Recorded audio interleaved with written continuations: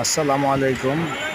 আজ বেলা 11টার দিকে মোহাম্মদপুর শহীদ পার্ক মার্কেটের সামনে একটি প্রাইভেট নোয়া গাড়িতে হঠাৎ করে আগুন ধরে যায়।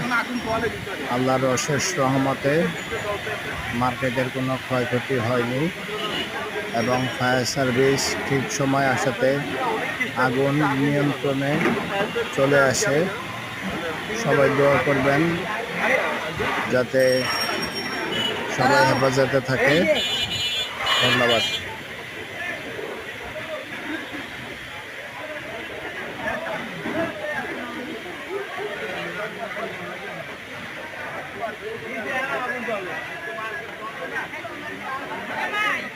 দোকান ছিল দোকান আমের ফলের দোকানটা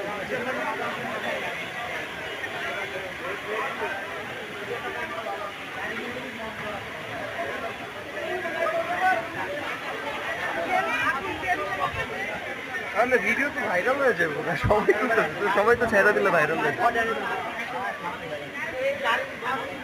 লাইভও করতেছে অনেকে না লাইভ করতেছে ওই আপনি আমি তো কাজে আইছি আরো 20 মিনিট আগে না না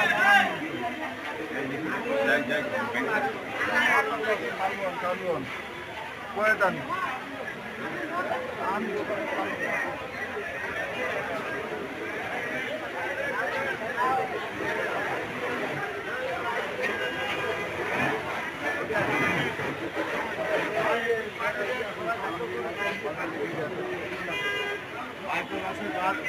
ভিডিও আজকে মোহাম্মদপুর বাইরে